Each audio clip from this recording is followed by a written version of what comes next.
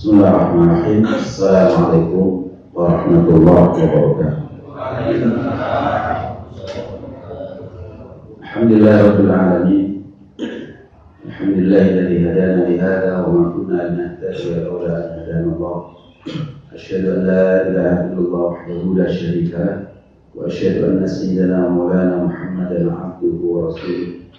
Allahumma shalli wa sallim wa barik wa an'im ala sayyidina maulana Muhammad wa ala alihi wa ashabihi wa tabi'in lahum bi ihsan ila yaumiddin. Amma ba'du. Jamaah yang dirahmati Allah Subhanahu wa taala, Bapak, Ibu, kaum muslimin muslimat, ada kaum muslimat ya. Yang mudah-mudahan senantiasa kita dicurahi rahmat Allah Subhanahu wa taala. Bersyukur kita pada pagi hari ini kita dipertemukan oleh Allah Subhanahu wa taala dalam masa ibadah kepada Allah. Kita melaksanakan sholat subuh berjamaah dan kita lanjutkan minggu syuruk dengan kajian tentang sirah nabawiyah. Mudah-mudahan kehadiran kita diberikan pahala yang berlipat ganda oleh Allah Subhanahu wa taala dan kita diberikan istiqamah di atas kebenaran iman Islam hingga ajal menyebut kita. Yang saat ini sedang sakit, mudah-mudahan diberikan kesehatan di antara penyakitnya oleh Allah, dan yang ada problem, ada masalah, mudah-mudahan segera diberikan solusi terbaik oleh Allah Subhanahu wa taala. Kita doakan juga orang-orang tua kita, orang-orang yang telah berjasa untuk kita, para guru, para ulama, ya, orang yang berjasa untuk negeri ini yang masih hidup, mudah-mudahan diberikan panjang umur, istiqamah di atas ketaatan kepada Allah. Yang sudah meninggal dunia, mudah-mudahan diampuni dosa-dosanya dan diberikan tempat yang mulia di surga Allah Subhanahu wa taala. Jamaah yang dirahmati Allah Subhanahu wa taala, Rasulullah sallallahu alaihi wasallam ketika pertama kali berdakwah, ketika Rasulullah pertama kali mendapatkan wahyu, yaitu surat Iqra, di mana beliau dengan surat Iqra itu berarti beliau suruh, ya, diperintahkan untuk menyiapkan bekal dalam berdakwah, menyiapkan bekal dalam menempuh perjuangan. Nah, bekal itu adalah ilmu, sehingga beliau diperintahkan untuk Iqra. Ini penting bagi kita dalam berislam, dalam beramal, untuk banyak-banyakkan membaca buku, menjadi membaca buku-buku ilmu, menuntut ilmu, ya, agar kita benar-benar, ya, atas dasar dalam beribadah, dalam beramal atas dasar ilmu, bukan atas dasar ikut-ikutan, ya, karena ilmu dan sesuai dengan apa yang diajarkan dalam Islam, ya, itu yang menjadi syarat diterimanya amal kita, di samping ikhlas, karena itulah Rasulullah ketika, ya, dituruni wahyu surat Al-Alaq itu, berarti beliau disuruh untuk menyiapkan bekal ilmu, hanya membaca fenomena-fenomena yang ada pada saat itu, ya, mencari ilmu. Kemudian beliau diperintahkan untuk, ya, menyiapkan bekal berupa ruhiyah, ya. Jadi rohnya dia itu, beliau diperintahkan untuk menyucikan diri jiwanya dengan mendekatkan diri sebanyak-banyaknya kepada Allah Subhanahu wa taala. Dalam hal ini turun, ya, surat Al-Muzammil. Itu ayat-ayat atau surat-surat pertama yang turun kepada Nabi sallallahu alaihi wasallam.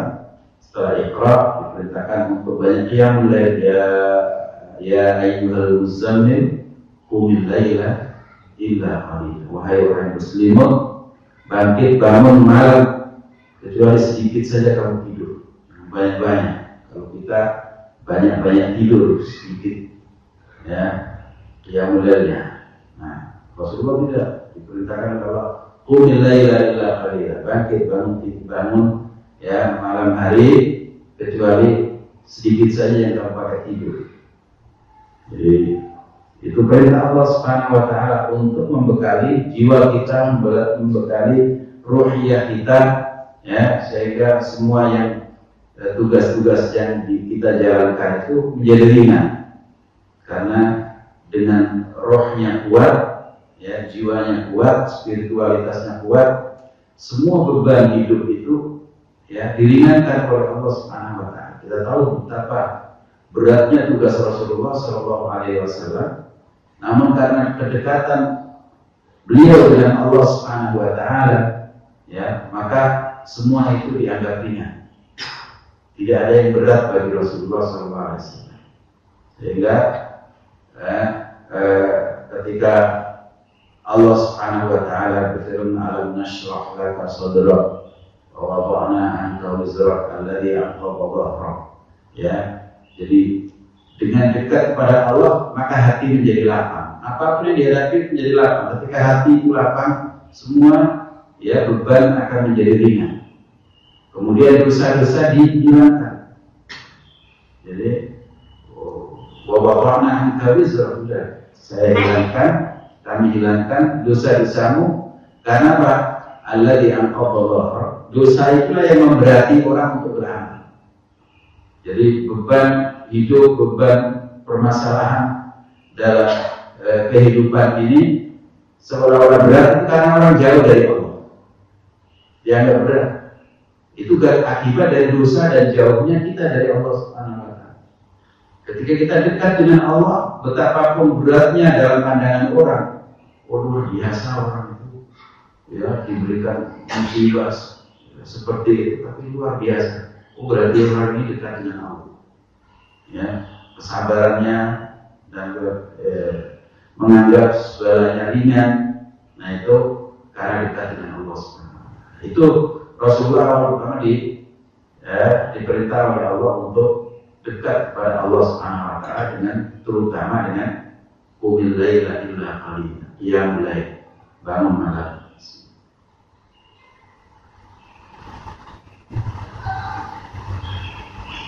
Kemudian setelah itu baru turun ya ayat yang memerintahkan Rasulullah untuk mulai berdakwah, yaitu surat Al-Muddathir. Ya ayyuhal muddathir qum fa'anzir.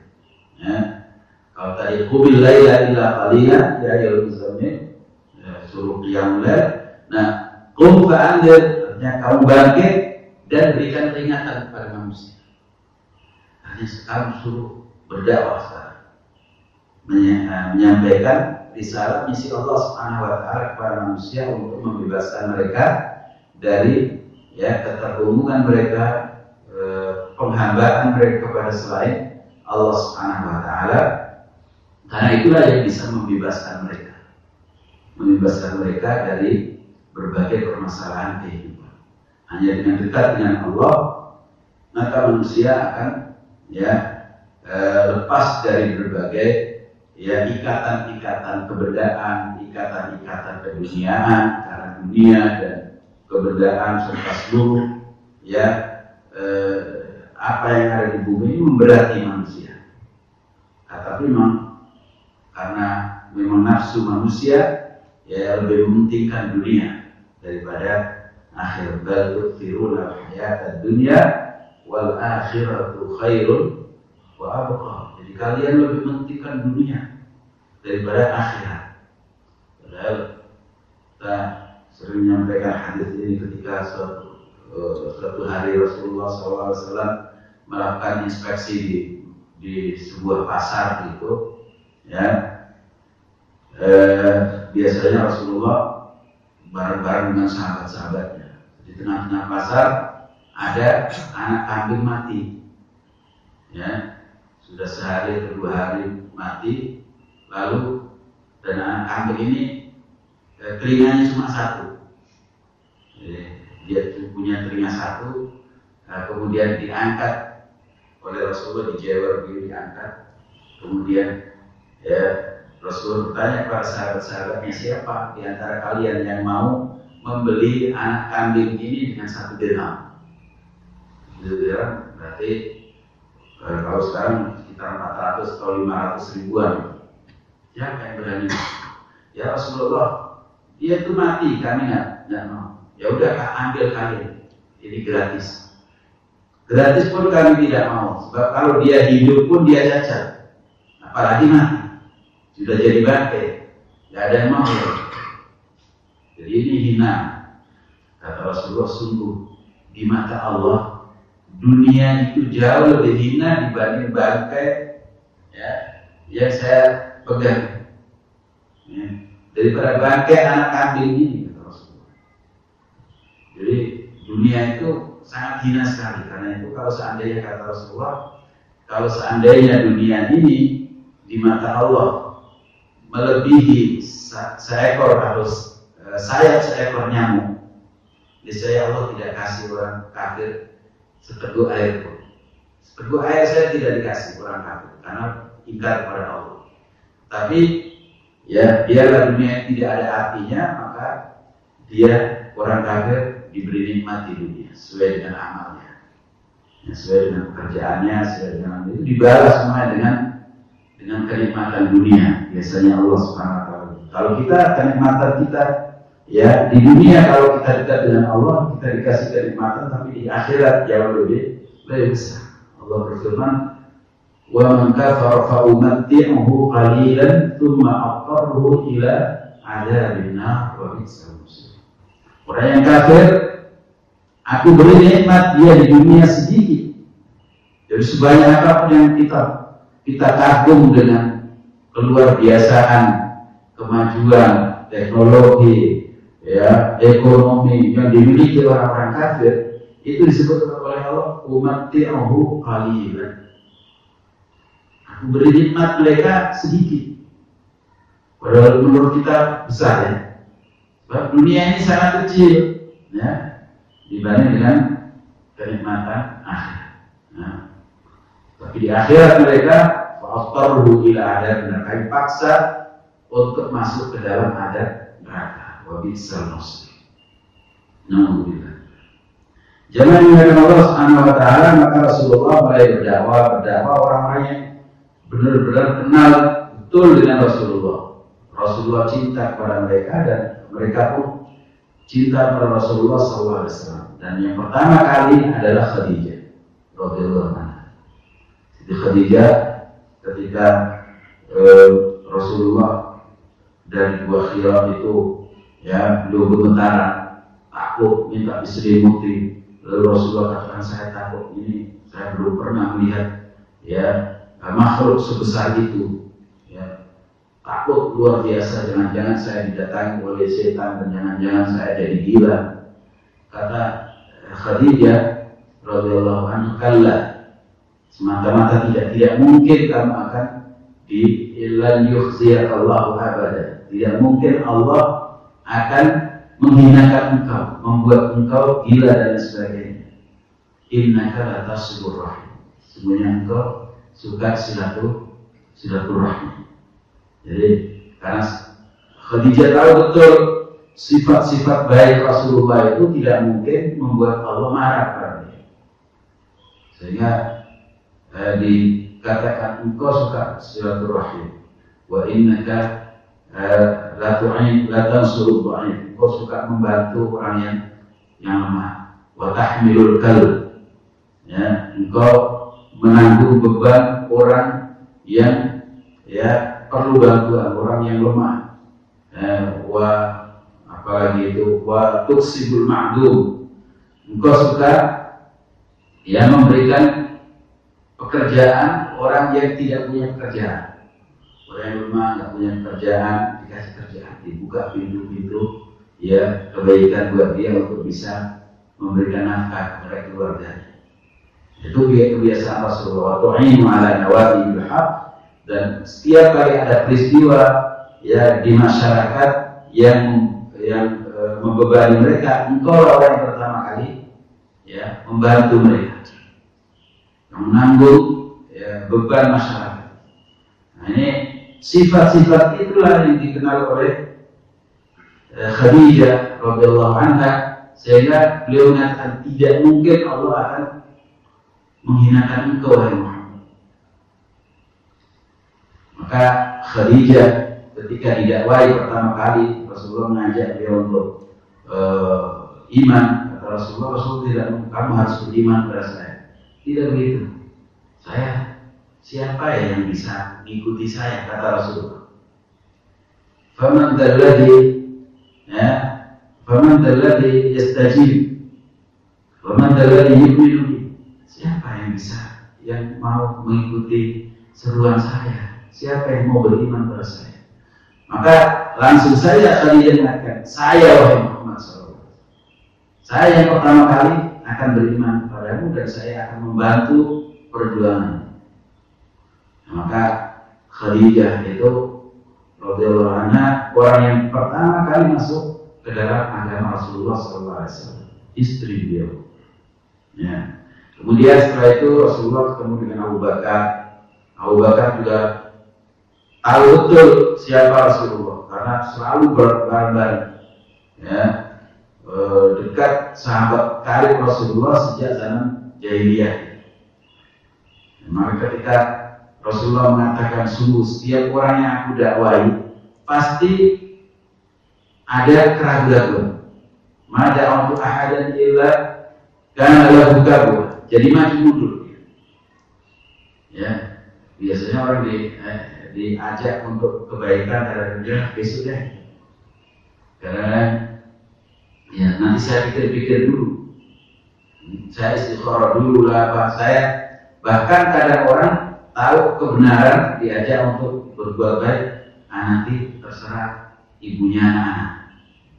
Nah ini orang di bawah ketiaknya istrinya itu kadang-kadang dalam soal kebenaran pun begitu. Ya, oh ini mah yang baik itu ini. Nah, ya saya ikut ibunya anak saya Ustaz. Saya juga heran kadang-kadang seperti itu. Ya, kenapa kamu lakukan ini? Ya, gimana lagi ibunya anak inginkan itu. Dari mana kejantanan sebagai seorang laki-laki yang qawwamuna 'ala nisa. Iya. Nah jadi itulah Abu Bakar, tidak ada keraguan, tidak ada maju mundur, tidak ada ya pelin-pelan dan sebagainya, langsung dia menerima Rasulullah SAW. Bahkan beliau langsung tancap gas berdakwah.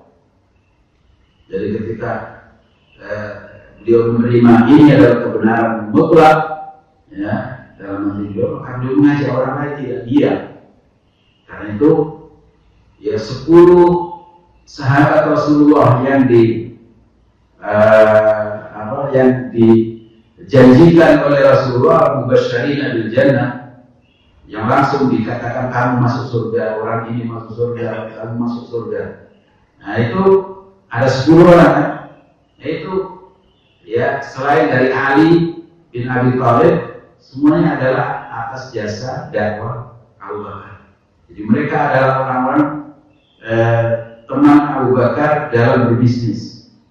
Nah, siapa saja mereka? Utsman bin Affan, Abdurrahman bin Auf, orang kaya, ya, sahabat-sahabat Abu Bakar, ya, Talha bin Ubaidillah, Zubair bin Awwam, Sa'ad bin Abi Waqqas, dan seterusnya itu ya hasil dari dakwah jasa Abu Bakar radhiyallahu anhu. Jadi ketika kita tahu ada kebenaran dan kita yakin ini benar, tidak boleh kita diam, karena kebenaran itu ketika kita diam untuk diri kita saja, dia tidak ada manfaatnya. Manfaatnya cuma terbatas pada diri kita. Ya, harusnya kita juga menyelamatkan orang lain, mengajak orang lain, ya, untuk ya masuk ke dalam kenikmatan yang kita miliki. Sebab ketika kita ya tahu sesuatu itu benar, maka itu sebuah nikmat yang besar. Jangan kita nikmati sendiri. Islam ini benar, ini siratal mustaqim, jalan yang lurus. Kemudian ada orang yang belum masuk Islam, ya, kita kasihan harusnya kepada dia. Kita merasa kasihan. Bukti kasihan kita ajak dia. Kita kasih argumen-argumen, kita kasih pendekatan ya dengan kelemah lembutan dan sebagainya, maka dia akan masuk ke dalam Islam. Orang yang belum sholat kita dekati, kasihan kita itu. Ya, dia kerja seharian cuma dapat 100.000 atau 50.000, tapi tinggal sholat. Ya, 100.000 buat apa? Untuk menebus dosa sholatnya. Dunia seisinya saja tidak bisa untuk bisa menebus dosa satu kali sholat wajib. Sholat sunnah saja melebihi dunia dan isinya kan gitu. Apalagi sholat wajib. Dan dosanya kalau ditinggalkan juga lebih besar daripada dunia dan isinya. Kasihan. Ya, mari kita ajak ya. Terutama keluarga, anak-anak kita, orang tua kita, ya, saudara-saudara kita dekati. Kemudian Rasulullah ya yang beliau dakwai adalah Zaid bin Haritha. Zaid bin Haritha ini kenapa? Karena beliau adalah orang yang juga sangat dekat sekali dengan Rasulullah. Karena saat itu usianya 30 tahunan dan dikenal dengan Zaid bin Muhammad, anak angkat Nabi Muhammad SAW. Jadi anak angkat beliau. Dan Zaid bin Haritha ini ya masih terkenal dengan anak angkat Muhammad, anak Zaid bin Muhammad sampai ya di Madinah. Sampai Allah melarang ya orang menasabkan anak angkatnya kepada dirinya. Ada larangan orang menasabkan anak angkatnya kepada dirinya supaya tidak ada kerancuan dalam hubungan nasab. Ya. Jadi ceritanya Zaid ini ketika usia 8 tahun dia ini diajak ibunya dari negeri aslinya itu di Bani Kalb di wilayah utara Jazirah Arabia. Diajak untuk ya kunjung ke saudaranya di wilayah lain oleh ibunya. Ternyata di jalan ya ini diculik sama begal ya. Kalau sekarang TPPO diambil oleh orang kemudian dijual. TPPO ya, undang-undang tentang perdagangan orang. Nah itu dulu perdagangan orang itu selalu ada. Jadi sampai sekarang kalau orang menculik anak orang, menculik anak-anak itu kemudian dijual, yaitu kembali lagi ke zaman jahiliyah. Ya, zaman jahiliyah banyak, termasuk Zaid bin Haritha, termasuk Suhaib Ar-Rumi itu dulu juga ya seorang budak yang ditangkap oleh penyamun kemudian dijual. Ya, jadi Zaid bin Haritha ini kemudian dijual ya di pasar budak. Jadi ada stand khusus di pasar itu ya untuk jual budak dekat ya standnya jual unta, jual kambing gitu, jual orang.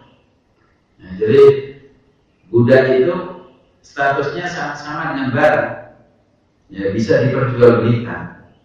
Nah, ketika Rasulullah melihat itu, atau ada riwayatnya yang melihat adalah Hakim bin Hizam. Hakim bin Hizam itu sepupunya atau ponakannya Khadijah. Kemudian dilaporkan kepada Rasulullah, kemudian Rasulullah tahu, oh iya, saya suka sama dia. Maka Rasulullah bilang kepada Khadijah supaya ini dibeli. Nah, dibeli oleh Khadijah radhiyallahu anha. Setelah itu dibawa pulang dan dihibahkan pada Rasulullah SAW. Karena Rasulullah suka dengan anak ini, maka Rasulullah ya angkat sebagai anak. Cerita lain angkat, saya jadikan budak, jadi masih jadi dimerdekakan dulu. Karena ketika siapa Zaid bin Harithah, agak besar dikit, belasan tahun. Ada orang-orang dari negerinya yang datang ke Mekah haji atau umroh gitu, melihat saya, oh ini kan anaknya Pak Harithah, ya, maka dilaporkan ke bapaknya di sana. Nah, kemudian bapaknya datang, ketemu dengan Rasulullah SAW. Saat itu Rasulullah ya masih belum jadi nabi kan. Ketemu dengan Rasulullah SAW, kemudian dikatakan, wahai Muhammad, engkau adalah Sayyidul Qaumika, engkau adalah ya tuan di negerimu, engkau adalah orang yang dikenal baik. Ya tolong ini anak saya, ya, akan kami bawa. Ya, dia bersama dengan adiknya Harithah itu bujuk Rasulullah, merayu dari Rasulullah supaya Zaid ini dibawa pulang. Kata Rasulullah, bagaimana kalau kita tanya saja sama dia? Dia milih siapa? Milih Anda atau milih saya? Kalau dia milih Anda, ya sudah, silakan bawa pulang. Tapi kalau dia milih saya, ya, maka saya tidak akan biarkan orang yang milih saya dibawa orang lain. Ya. Maka kemudian Zaid bin Harithah ditanya, ternyata dia